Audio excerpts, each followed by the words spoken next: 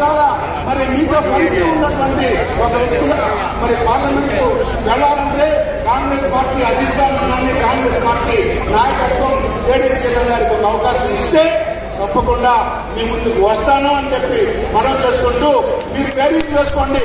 గత పార్లమెంట్ సభ్యులకు ఈయన ఎన్నిక కాకపోయినా రాజ్యసభ సభ్యుడిగా ఎన్ని సేవలు చేశాడు, ఎన్ని సేవలు చేయడానికి వాగ్దానం చేస్తూ ఉన్నాడు.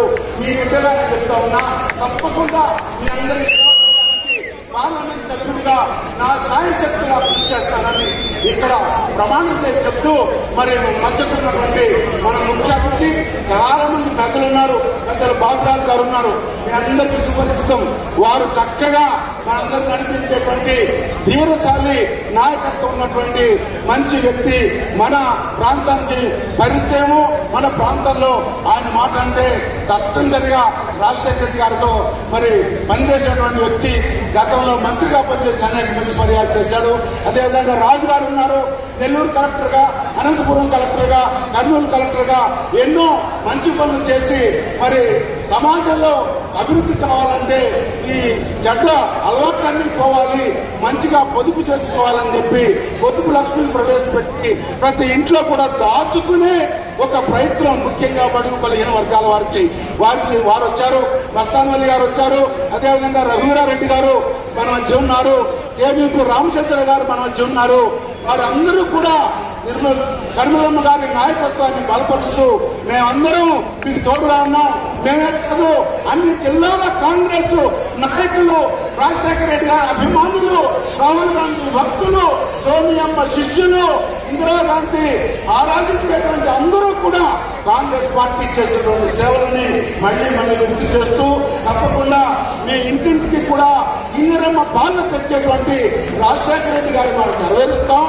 మరి రాహుల్ గాంధీ గారిని ప్రధానమంత్రి చేయటమే మన అంతిమ లక్ష్యం అని చెప్పి మా చేత ప్రమాణం చేయించినటువంటి మాటను మర్చిపోకుండా ఆ బాటలో ప్రయాణం చేస్తూ షర్మిలమ్మ గారి నాయకత్వంలో మేమందరం కాంగ్రెస్ కార్యకర్తలాగా పనిచేస్తామని అభ్యర్థిస్తూ మరొక్కసారి మీరు వచ్చినందుకు కూడా హృదయపూర్వకమైనటువంటి స్వాగతం, నమస్కారం తెలియజేస్తూ మీరు సెలవు తీసుకుంటాను.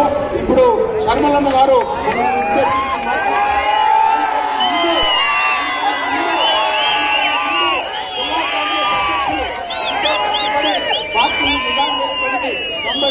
నాతో జై కలిపి ఒకే సోదరులా పనిచేస్తున్నటువంటి గంట అంజుబాబు గారిని 2 నిమిషాలు వారికి స్వాగతం చెప్తూ మాట్లాడమని కోరుతా ఉన్నాను. పులివెందుల పులిబిడ్డ, ఆంధ్ర ఆడబిడ్డ, నిన్నే నరేంద్ర మోడీని ఢిల్లీలో గడగడలాటం చేసిన మన షర్మిలమ్మకి బాపట్ల జిల్లా కాంగ్రెస్ తరఫున మీ అందరి తరఫున చేతులెత్తి స్వాగతం, సుస్వాగతం. స్వాగతం పలకాలి. ఇక్కడ వేదికగా అలంకరించిన సీనియర్ నాయకులందరికీ మరియు నాతో పాటు నిరంతరం శ్రమించి ఈ వారం రోజులు కష్టపడి ఈ సభను దిగ్విజయం చేసిన ప్రతి ఒక్కరిని పేరు పేరున ధన్యవాదాలు తెలియజేసుకుంటూ ఇక్కడ కేంద్ర ప్రభుత్వం కానీ రాష్ట్ర ప్రభుత్వం కానీ ప్రజలను మబ్బు పెట్టి అబద్ధమే అభివృద్ధి లాగా ప్రజల్లోకి నమ్మించి ఓట్లు పొందుతున్నారు కానీ నిజంగా సేవ చేసిన మార్గం లేదు. అదేవిధంగా ఈ రాష్ట్రంలో జగన్మోహన్ రెడ్డి గారు రాజశేఖర రెడ్డి ఆశయాలను తీసుకెళ్తా ఉన్నారు. రాజశేఖర రెడ్డి గారు ఎక్కడిపోతే ఈ స్థానిక ఎమ్మెల్యే అదే రాజశేఖర రెడ్డి గారిని ఇసుకమ్మ తగలబెడితే ఆయన 6 నెలల్లో మళ్ళా జగన్మోహన్ రెడ్డి గారి పార్టీ తీసుకొని ఆయన్ని మన పార్టీలోకి స్వాగతించారు. రాజన్న ఆశయాలంటే నిజానా అని స్థానిక ఎమ్మెల్యేని అడుగుతున్నా. రాజన్న ఆశయాలని ముందుకు తీసుకెళ్లే నిజమైన ఆడబిడ్డ మన షర్మిలమ్మ గారి రూపంలో కాంగ్రెస్ జెండాను ఎత్తుకొని పోరాటం చేస్తూ మన దగ్గర తిరుగుతున్నారు. ఆమెకు చేదోడుగా బాపట్లంతా కొనపడి కాంగ్రెస్ పార్టీని నిలువ తీసుకెళ్తామని మొదటిసారిగా బాపట్ల బహిరంగ సభకి విజయించిన షర్మిలమ్మ గారికి మరొకసారి గౌరవం పడుతూ స్వాగతం తెలియజేసుకుంటూ జై కాంగ్రెస్, జై రాహుల్ గాంధీ నాయకత్వం, జై షర్మిలమ్మ నాయకత్వం.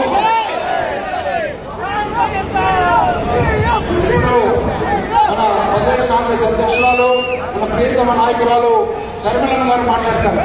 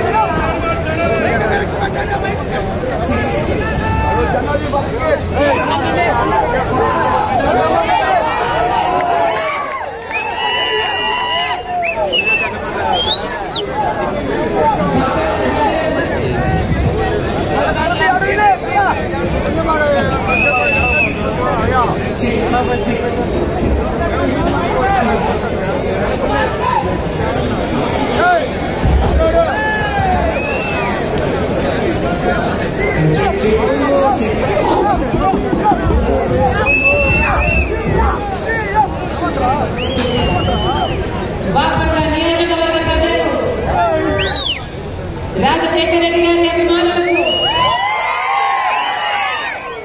చేరిన ప్రతి అన్నకు, ప్రతి తమ్ముడికి, ప్రతి అక్కకు, ప్రతి అమ్మకు, ప్రతి అన్నకు మీ రాజశేఖర రెడ్డి బిడ్డ మీ వైఎస్ షర్మిలారెడ్డి శిరస్సు వంటి చేతులు జోడించి మనస్ఫూర్తిగా నమస్కరించుకుంటుంది.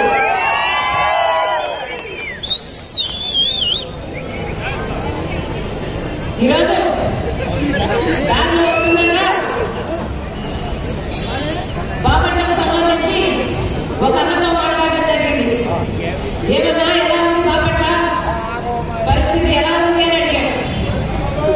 దాంతో అన్నాడు, అమ్మ మీ నాన్నప్పుడు కేవలం బాపట్ల నియోజకవర్గానికి 1400 కోట్లు శాంక్షన్ అయింది తల్లి. ఆ రోజుల్లో ఎన్నో అభివృద్ధి పనులు జరిగాయి. ఆ తర్వాత వచ్చిన తెలుగుదేశం కానీ ఇప్పుడున్న వైసీపీ వల్ల కానీ ఏ పనులు జరగలేదు, బాపట్ల అభివృద్ధి చెందిందే లేదు అన్నాడు. ఆ రోజు రాజశేఖర రెడ్డి గారి గ్రామాలకు ఏ రోడ్లు అయితేనే ఉన్నాయి, ఇంకా ఇప్పుడు పరిస్థితి హీనమైంది తప్ప మెరుగైంది లేదమ్మా అన్నాడు. కొన్ని చోట్ల కనీసం తాగడానికి కూడా నీళ్లు లేవు. రాజశేఖర రెడ్డి గారు ఉన్నప్పుడు ఇక్కడ డెల్టా మోడర్నైజేషన్ పనులు రాజశేఖర రెడ్డి గారు మొదలుపెట్టాడు. ఆ పనులన్నీ పూర్తయిపోయింటే మాకు 2 పంటలకు నీళ్ళు వచ్చేది తల్లి. ఇప్పుడు ఆ పరిస్థితి లేదు అన్నాడు. మరి ఇప్పుడున్న ప్రభుత్వం ఏం చేస్తుందన్నా, కట్టలేదా అంటే లేదమ్మా, ఎవరు పట్టించుకోలేదు, చంద్రబాబు పట్టించుకోలేదు, జగన్ గారు పట్టించుకోలేదు, ఎవరు పట్టించుకోలేదు. ఇక్కడ కొన్ని చోట్ల కనీసం తాగడానికి కూడా నీళ్లు లేవు తల్లి అని అన్నాడు. ఎందుకన్నా అడిగాడు. ఎందుకంటే ఏం చెప్పమంటావు తల్లి, ఇక్కడున్న అధికార పక్ష నాయకులు, ఎమ్మెల్యే, ఎంపీ వీళ్ళంతా బిజీగా శాండ్ మాఫియా, ఇసుక మాఫియా చేస్తున్నారు అని చెప్పాడు. నిజమేనా? నిజమేనా? మీరే చెప్పాలి.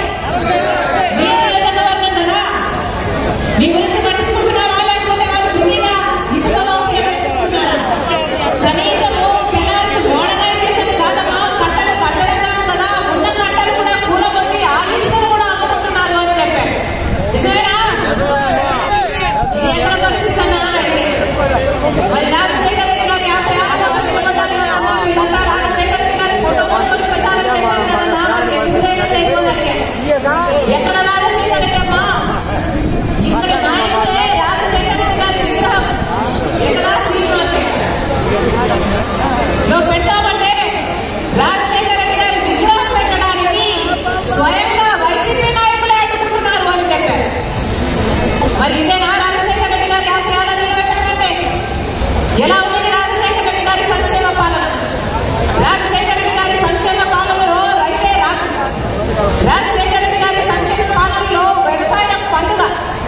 ఆ రోజు రాజశేఖర రెడ్డి గారు ముఖ్యమంత్రిగా ఉంటే రైతులకు రుణమాఫీ చేశాడు. రైతులకు ఏ కష్టం వచ్చినా ఆదుకున్నాడు. రైతులకు ఏ పెట్టుబడి ధర తగ్గించాడు. వచ్చే రాబడిని రెట్టింపు చేశాడు. రాజశేఖర రెడ్డి గారు ఉన్నప్పుడు ఇన్పుట్ సబ్సిడీ ఉండే, విత్తనాల మీద సబ్సిడీ ఉండే, డ్రిప్పుల మీద సబ్సిడీ ఉండే, పంట నష్టపోతే అద్భుతంగా పంట నష్టపరిహారం ఉండేది. ఇప్పుడున్న పరిస్థితి, ఇప్పుడు కనీసం పంట నష్టపోతే పంట పండిస్తేనేమో గిట్టుబాటు ధర రాదు, పంట నష్టపోతేనేమో కనీసం బీమా కూడా రాదు.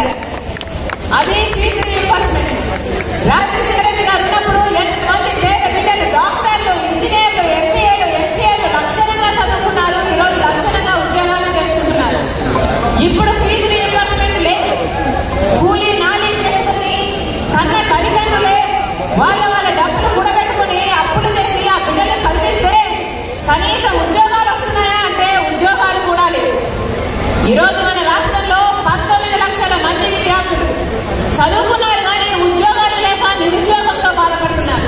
చిన్న చిన్న ఉద్యోగాలు ఆఖరికి 10,000, 12,000 ఉద్యోగాలు చేసుకుంటున్నారు అంటే మరి ఆ పాపం ప్రభుత్వానికి కాదా? ఎన్ని ఉద్యోగాలు వేశారు? ఎంతమంది భర్తీ చేశారు? ప్రతి సంవత్సరం జాబ్ క్యాలెండర్ అన్నాడు జగన్ గారు. జనవరి 1 జాబ్ క్యాలెండర్ విడుదల చేస్తానన్నాడు. ఎన్ని జనవరి 1 అయిపోయి ఎన్ని జాబ్ క్యాలెండర్లు విడుదల చేశారు? కనీసం 5 సంవత్సరాలలో ఒక్క జాబ్ క్యాలెండర్ అయినా, జనవరి 1 ఒక్క జాబ్ క్యాలెండర్ అయినా విడుదల చేశారా? కనీసం ఈ 5 ఏళ్లలో ఒక్కటి గ్రూప్ 1 ఉద్యోగమైనా వచ్చిందా? అంటే మన ఆంధ్ర రాష్ట్ర బిడ్డలు కనీసం గ్రూప్ 1 ఉద్యోగాలు చేయడానికి కూడా అర్హులు కారా? మరి ఇదే నా రాజశేఖర రెడ్డి గారి ఆశయాలను నిలబెట్టడం అంటే ఎక్కడ రాజశేఖర రెడ్డి గారి సంక్షేమ పాలన ఎక్కడ? జగన్ గారి పాలన ఎక్కడ? భూమికి ఆకాశానికి ఉన్నంత తేడా లేదా? ఏమన్నాడు జగన్ గారు? పూర్తి మద్యపాన నిషేధం చేస్తానన్నాడు. 5 ఏళ్లలో పూర్తి మద్యపాన నిషేధం చేస్తానన్నాడు. అసలు మద్యం అన్నది ఎక్కడా లేకుండా చేస్తాను, ఆ తర్వాతే వచ్చి మీకు ఓట్లెడుగుతాను అన్నాడు జగన్ గారు. నాకు మేనిఫెస్టో అంటే బైబిలు, ఖురాను, భగవద్గీతతో సమానం అన్నాడు. ఆ మేనిఫెస్టోలో నేను పెట్టాను మద్యపాన నిషేధం చేస్తాను అన్న జగన్ గారు. మరి ఇప్పుడు ఏమైంది? అన్నా ఎలా ఉంది ఇప్పుడు పరిస్థితి అని మన 4 రోజుల కింద నేను వాళ్ళని అడిగితే, ఏంటి మద్యపాన నిషేధం అమ్మా? ఇప్పుడు సర్కారే మద్యం అమ్ముతుంది, అది కూడా సర్కారు ఏదమ్ముతే అదే కొనాలి అన్నారు. అదేంటన్నా అంటే ఇప్పుడు కొనాల్సింది వేరే వేరే బ్రాండ్ ఏం దొరకవమ్మా, ఏదో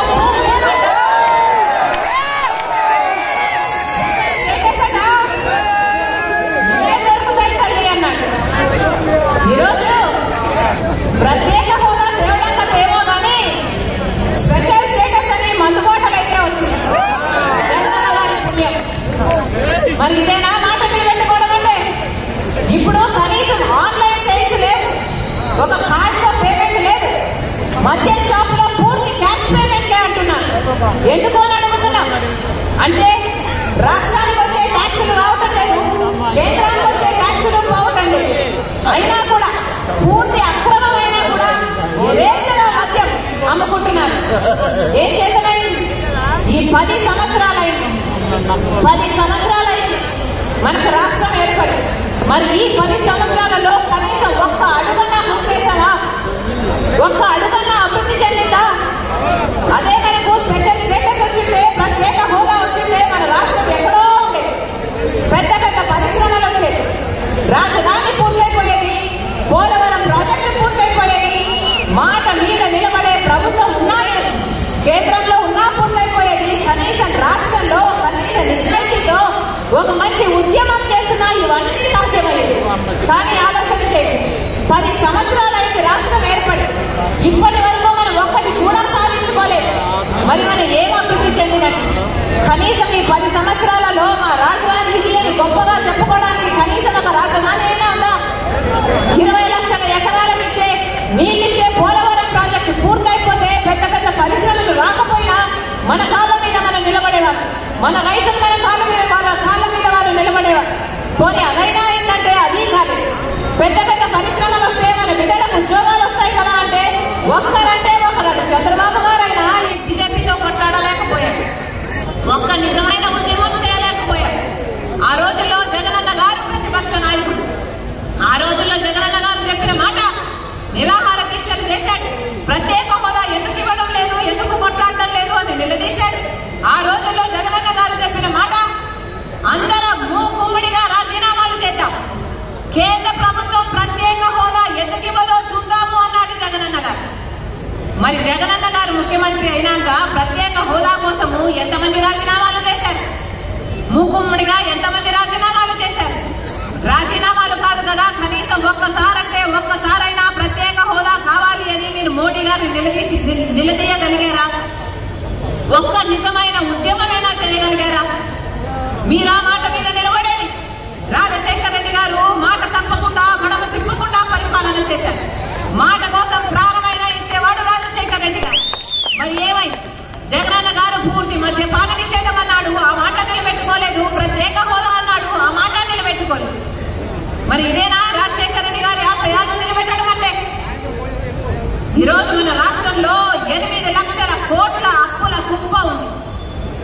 8 లక్షల కోట్ల అప్పులు చేశాడు జగనన్న గారు. పోనీ ఇంత డబ్బు తెచ్చారే, మన రాష్ట్రంలో దేనికైనా డబ్బుందా? దేనికి డబ్బుంది?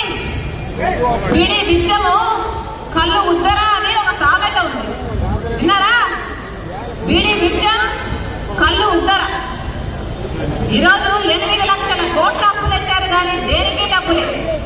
రాజధాని కడదామంటే డబ్బు లేదు, పోలవరం కట్టుకుందామంటే డబ్బు లేదు, పెద్ద పెద్ద పరిశ్రమలు పెట్టుకుందామంటే డబ్బు లేదు, ఆఖరికి రోడ్లు వేసుకుందామంటే డబ్బు లేదు, జీతాలు ఇవ్వాలంటే డబ్బు లేదు, ఫీజు రీయింబర్స్మెంట్ ఇవ్వాలంటే డబ్బు లేదు. ఇదిగో ఇక్కడ ఉన్నారు, వీళ్ళ పెన్షన్ పాలసీ మార్చి వాళ్ళ కడుపులు కొట్టున్నారు, వాళ్ళ జీవితాలను కొట్టున్నారు, వాళ్ళ కుటుంబాలంతా రోడ్ల మీద పడతాయి అని ఎంతమంది ఎంప్లాయీస్ చెప్తున్నారు. సిపిఎస్ వద్దంటున్నారు, ఓపీఎస్ కావాలని అంటున్నారు. కాంగ్రెస్ పార్టీ అధికారంలోకి వచ్చినాక పాత పద్ధతిలోనే మీకు ఓపీఎస్ ఉంటుంది అని మేనిఫెస్టోలో కూడా పెట్టామని మాటిస్తున్నారు. ఏమైనా ఒక్క రకంగానైనా బాగుపడ్డామా?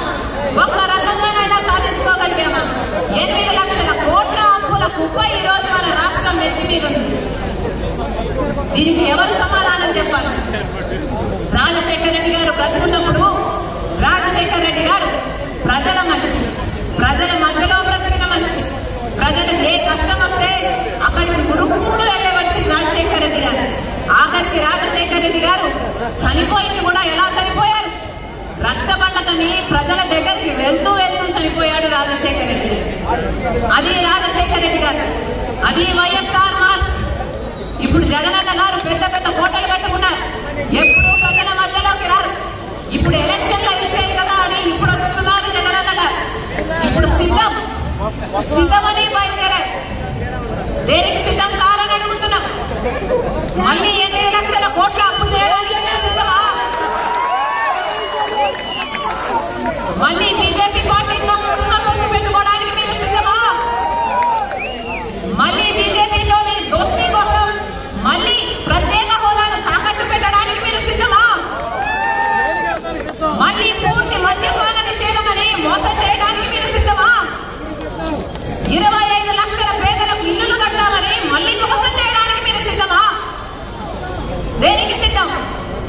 మళ్ళీ ఇసుక మాఫియా, ఇసుక మాఫియా, లిక్కర్ మాఫియా, మళ్ళీ మైనింగ్ మాఫియా దోచుకోవడానికి మీరు సిద్ధమైతే ప్రజలు కూడా మిమ్మల్ని ఇంటికి పంపడానికి సిద్ధం.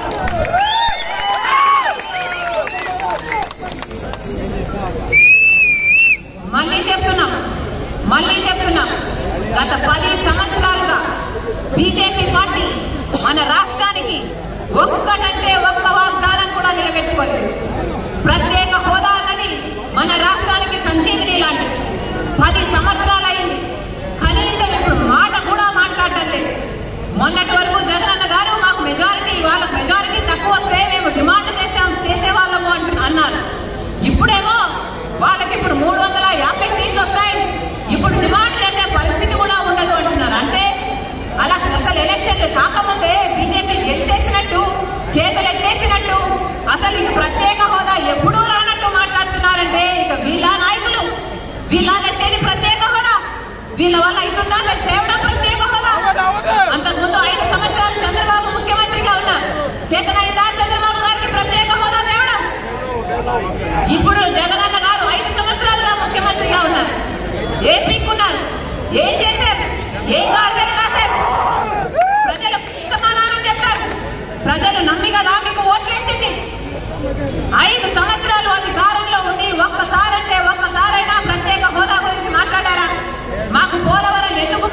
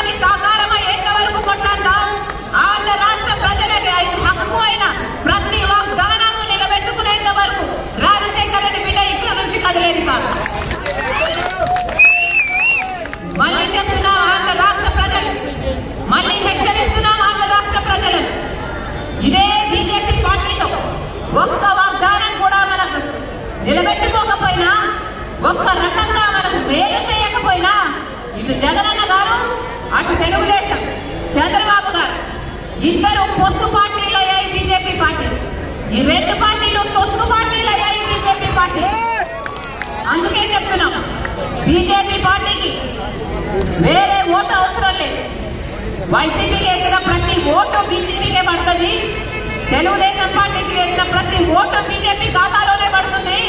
జనసేన ప్రతి ఓటు బీజేపీ ఖాతాలోనే పడుతుంది. వీళ్ళందరూ ఒకటే, మన కంటికి కనిపించవు కానీ వీళ్ళందరూ అక్రమ పొత్తులు పెట్టుకున్న వాళ్ళు.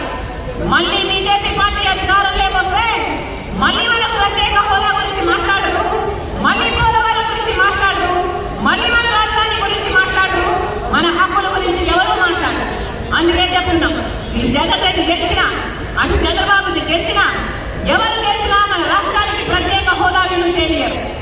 బీజేపీ అంటే మన రాష్ట్రంలో బీజేపీ అంటే మరి ఎక్కడో లేదు, మరి ఎవరో కాదు.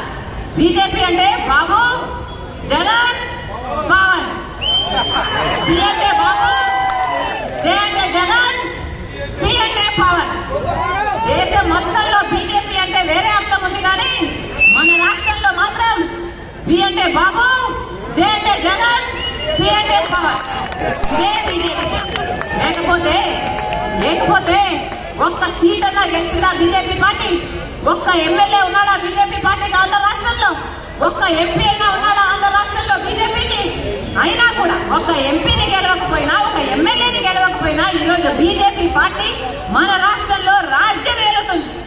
ఎందుకంటే ఇటు చంద్రబాబు గారు, ఇటు జగనన్న గారు బీజేపీ పార్టీకి గులాంగిరి చేస్తున్నారు కాబట్టి, వీళ్ళు తొత్తుల పార్టీలు కాబట్టి.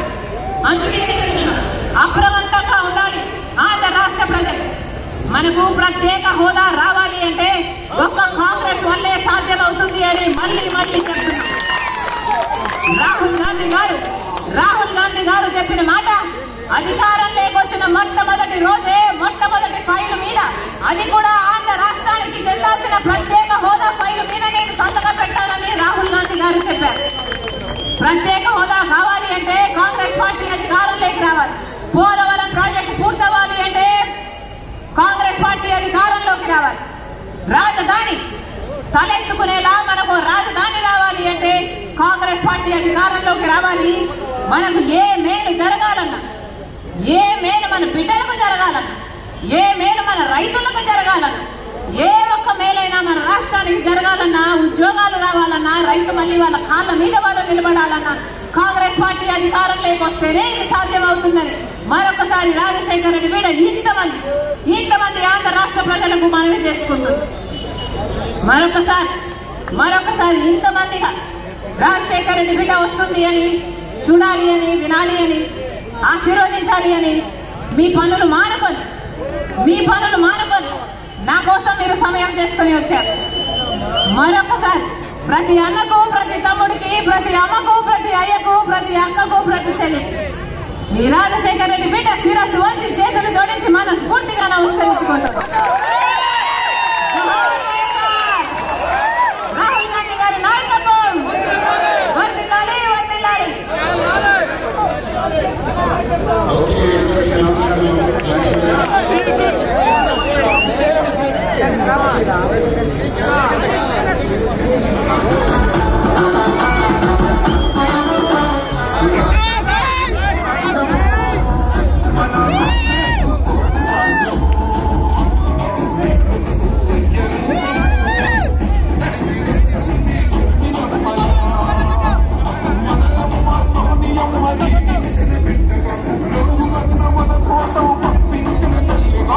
రాజన్న